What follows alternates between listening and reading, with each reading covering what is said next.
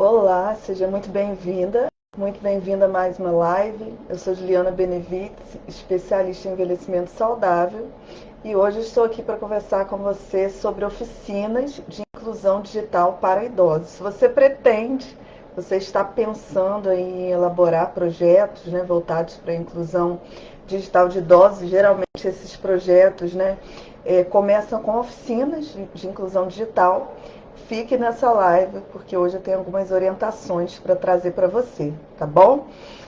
Para você que está aqui pela primeira vez, saiba que eu tenho um canal do YouTube com mais de 400 vídeos, tem o Facebook, o Instagram, bastante material falando sobre saúde da pessoa idosa, trazendo orientações para cuidadores, para os próprios idosos, né?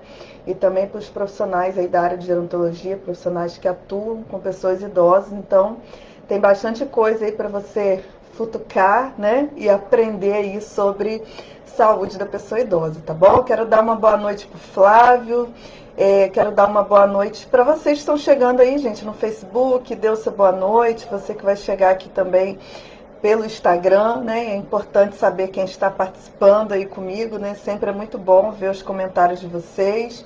Eu fico sempre muito feliz quando eu posso vir aqui, né? Fazer lives. E a nossa frequência agora não é mais todos os dias, mas pelo menos uma, duas vezes na semana eu estou por aqui.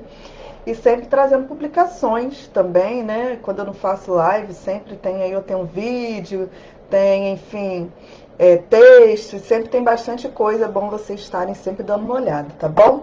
Quero dar uma boa noite para Ione Araújo, que está no Facebook, seja muito bem-vinda. Ione, boa noite para Jana. Bom, já vou começar a live de hoje, né? Na verdade, essa live é um pedido que eu venho recebendo aí da galera da gerontologia, que estão começando o trabalho com vocês, que são idosos, que não sabem o que fazer, não sabem como atuar, não sabem como elaborar projetos, né? O que precisa ser pensado antes de fazer uma proposta de projeto, de oficina para idoso. E aí hoje eu comecei com essa proposta de universidade para terceira idade, não, gente, de oficina de inclusão digital. Por que isso, né? Porque ao longo dessa pandemia, o que a gente percebeu? E vocês podem escrever aqui para mim se vocês perceberam isso, né? A necessidade, a importância da inclusão digital do idoso, a importância da digitalização, ou seja, do idoso aprender Facebook, né? Aprender a utilizar a internet, aprender a utilizar os aplicativos.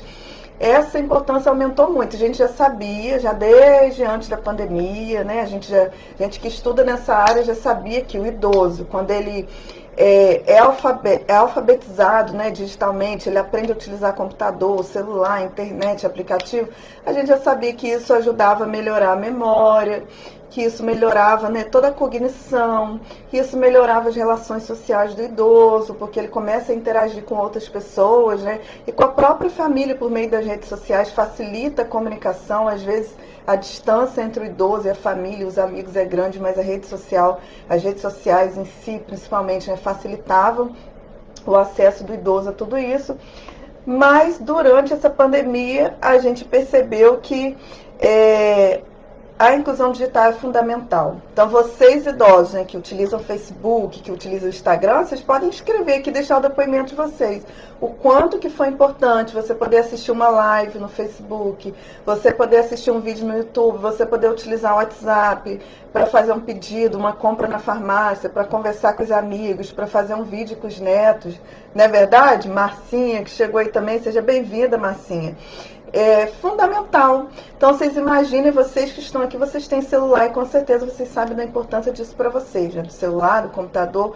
Agora, imagine aquelas pessoas, aqueles idosos que não têm internet, que não têm Wi-Fi, que não sabem utilizar, que não têm um celular, ou se tem um celular, é só aquele celular que só faz ligação, ou seja, o celular que eles não têm acesso à internet, e isso é a maioria dos idosos, né? Na verdade, os idosos que utilizam hoje as redes sociais, que utilizam hoje a internet, ainda são um grupo pequeno, né? A maioria das pessoas idosas ainda tem uma condição social, socioeconômica, né, mais difícil, mais precária, e não tem o acesso à internet. Então, nessa pandemia, a gente percebeu a importância disso, né? A importância que é o idoso saber utilizar esses meios digitais, o quanto que isso melhora a qualidade de vida do idoso, porque hoje A maioria das coisas a gente tem que comprar pela internet, né? São os aplicativos, facilita tanto, né, os pagamentos por Pix, os contatos sociais. Nossa rotina hoje é toda envolvida com os aplicativos, com redes sociais, com a internet, né? Além disso, como eu falei, tem a questão dos vínculos sociais. A gente viu que esse distanciamento físico, né? Os idosos que tinham pelo menos a internet podiam se comunicar. Aqueles que não tinham internet não tinham essa possibilidade, né? De ter um contato mais próximo com a família, com os amigos, até a telemedicina, né? As consultas médicas agora por meio da internet também. Tem a estimulação cognitiva, tem o fato de diversão, né? O fato de poder usar a internet para ver um vídeo, para assistir um filme, né? Para ver um seriado. Quanto a gente se refugiou, né? Nos seriados, enfim, nessas tantas coisas, né? Durante essa pandemia, e traz uma autonomia para o idoso também, né? Porque o idoso que tem acesso a tudo isso, ele consegue ser mais autônomo, ele não precisa de ninguém que vai comprar as coisas para ele. Ele mesmo ele pode fazer a lista dele no WhatsApp, mandar para o mercado, mandar para a farmácia, né? Então ele fica muito mais independente, né? Bom, e aí falando sobre a questão dos projetos, né? Como implementar os projetos, que é o objetivo dessa live, que é o que eu queria falar com vocês, né? A primeira coisa, para você implementar um projeto, uma oficina de inclusão digital para o idoso, quem foi ensinar o idoso, foi ensinar informática, né? Ensinar a utilizar a internet, os aplicativos, né? Os celulares. Ele não precisa necessariamente ser um professor de informática, né? Ele pode ser uma pessoa que tem um domínio, uma pessoa comum, que tem o domínio, né, de utilizar a internet, e essa pessoa pode ensinar o idoso, né? A gente tinha lá na universidade, quando eu trabalhava no programa de universidade para a terceira idade, eram alunos bolsistas da universidade, alunos de serviço social, de psicologia, enfim, de ciências sociais, que davam aula para os idosos. Eles não eram professores de informática, eles eram pessoas que sabiam utilizar a internet. Só que tem um diferencial, né? Nós que somos profissionais, antes da gente contratar um bolsista, um voluntário, né? Ou seja, uma pessoa para trabalhar com uma pessoa idosa para ensinar esses recursos tecnológicos para o idoso, a gente precisa primeiro trabalhar o processo de envelhecimento com essas pessoas, principalmente a questão do aprendizado durante o aprendizado gerontológico, né? Porque o processo de aprendizado do idoso é diferente em certa parte do processo de aprendizagem das crianças, por exemplo, né? O processo de aprendizagem do idoso tem as suas características, né? Como a questão da repetição, como a questão da própria comunicação da pessoa que vai ministrar a aula, uma comunicação mais clara, uma comunicação mais simples, né? Conseguir falar mais alto, conseguir projetar mais a voz. Porque a gente sempre tem que pensar que muitos idosos têm problema, por exemplo, com a questão da audição, vão precisar da repetição, como eu falei, de mais exercícios de repetição, de falar várias vezes, né? Porque as crianças hoje já nascem com a tecnologia, o idoso não. Você vai ensinar hoje para um idoso que tem 80 anos, né? 70, 80 anos, ele vai ter uma dificuldade muito grande, como a gente mesmo tem, né? Diferente das crianças, a gente tem a dificuldade para aprender essas mudanças tecnológicas, né? E isso vai acontecer com o idoso também. Então, quem for trabalhar com o idoso, primeiro, né? Tem que desenvolver habilidade de comunicação, tem que falar de forma mais clara, pausada, tem que ser uma pessoa paciente, né? Uma pessoa que tenha paciência para repetir várias vezes, para voltar no assunto mais vezes. E tem que estudar, né, sobre o processo de envelhecimento antes de qualquer coisa. Não precisa ser um profissional da informática, mas precisa ser uma pessoa que entenda o mínimo sobre o processo de envelhecimento. Então, lá na UNIT, que é a Universidade para a Terceira Idade onde eu trabalhava, né, da UF, a gente fazia uma preparação com esses professores que iam ensinar para os idosos. Então, a gente tinha mini oficinas, né, onde a gente ensinava, a gente falava sobre os mitos e preconceitos sobre o processo de envelhecimento, a gente falava sobre esse processo de aprendizagem, né, na terceira idade, na fase da velhice, enfim. E aí a gente preparava esses professores para trabalhar com os idosos. Então, por mais que, por exemplo, um professor seja um professor de informática, né, até seja um técnico mesmo da área, se ele não entende do processo de envelhecimento, ele não vai ser um bom professor para o idoso. Então, você que é profissional que pensa em fazer uma oficina voltada para idosos, às vezes até com voluntários, né, é preciso preparar essas pessoas, preciso que essas pessoas entendam, né, desmistifiquem todo o processo de envelhecimento para poder realmente conseguir ensinar para pessoas idosas, né. Outra questão é a questão do formato das oficinas. É muito importante que a gente consiga formar turmas por nível, né?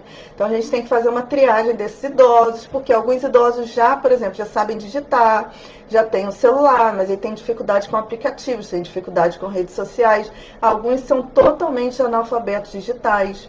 Então você vai ter que começar bem do início, né? Vai utilizar o computador? Vai ter que ensinar a utilizar o computador desde o começo, a utilizar o mouse, a digitar, né? Utilizar o teclado, tudo bem devagar, até você chegar na fase de redes sociais, de internet, de aplicativos, né? Outros idosos já estão nessa fase, já sabem digitar, sabem utilizar um Facebook ali, mas não sabem fazer compras, não sabem utilizar o e-mail. Então a gente fazer esses níveis é muito importante.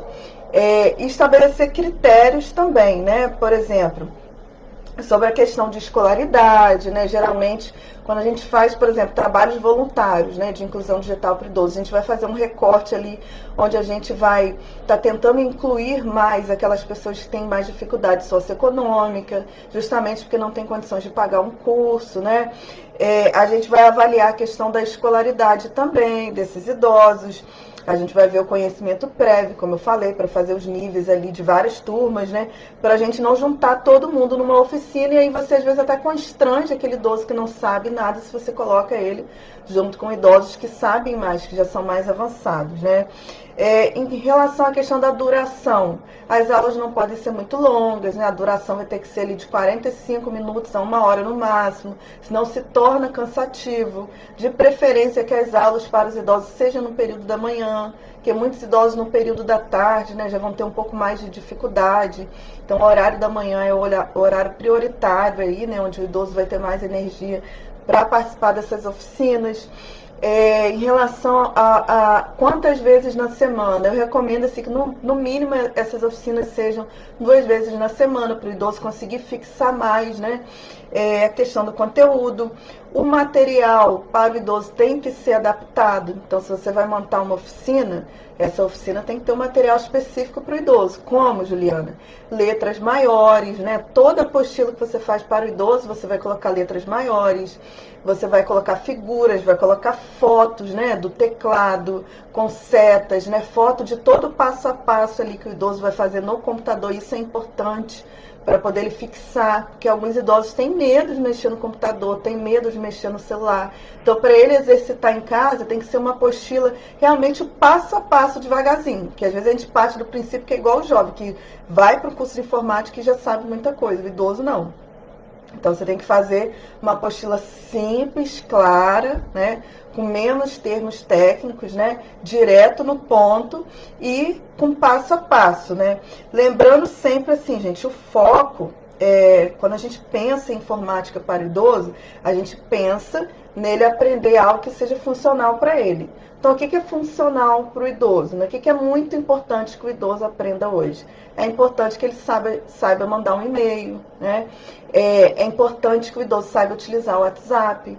É importante que o idoso saiba utilizar as redes sociais, que é o que vai trazer esse vínculo. Que o idoso saiba fazer compras seguras.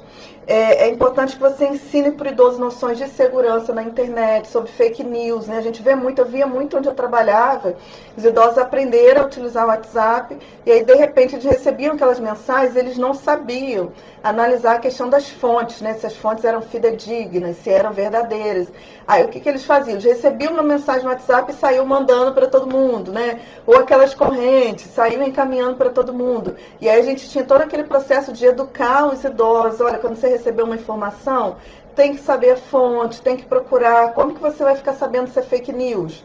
Tudo isso a gente tem que ensinar, né? Um link, quando que você pode abrir um link, né? Como que você deve suspeitar se aquele link é um link aí que pode ser um vírus, né? Que pode ser um golpe. Né, como você ensinar o idoso a se precaver desses golpes na internet, inclusive na questão dos relacionamentos também nas redes sociais, tem muitos idosos, né, que entram nos golpes aí dos estelionatários, enfim, que enganam os idosos, e os idosos fazem transferências, né? Todo esse conteúdo tem que entrar na aula de informática para os idosos também desde o início, sabe? A gente está ensinando a importância, é importante que o idoso aprenda a internet, sim, mas é importante que ele aprenda e que ele faça tudo com cuidado, com segurança, né? Sem expor demais a vida, sem expor os dados, tudo isso a gente tem que ensinar no curso de informática. E o nosso foco sempre, gente, lembrando que para o idoso, é a gente melhorar a qualidade de vida do idoso. Sempre, qualquer curso, qualquer coisa que você faz para o idoso é melhorar a qualidade de vida dele, tornar ele mais independente, mais funcional, né? Precisando menos das pessoas, melhorar, aumentar o bem-estar do idoso, melhorar a autoestima do idoso, a questão da socialização, dele fazer mais amizades, né? Tudo isso é muito importante, são questões que a gente vai trabalhar também na oficina de informática, tá bom? Essas são as minhas dicas, né, para você que pretende montar uma oficina de informática para o idoso. Nunca se esqueça que hoje, né, todos nós trabalhamos na gerontologia, estamos cientes nisso, lutando por isso, buscando digitalizar os nossos idosos. Sabemos hoje mais do que nunca da importância e o quanto que muitos idosos sofreram nessa pandemia porque não tinham acesso à internet, como os idosos que estão aqui hoje têm. Então é uma bandeira nossa de luta daqui para frente. E aí eu peço a você que é idoso, né, dentro do seu município aí, vamos levar essa discussão para os conselhos dos idosos, né, para os centros de referência dos idosos. Se você é da universidade, vamos buscar aí dentro das universidades fazer as oficinas, né, propor essas oficinas para os professores, para os pesquisadores.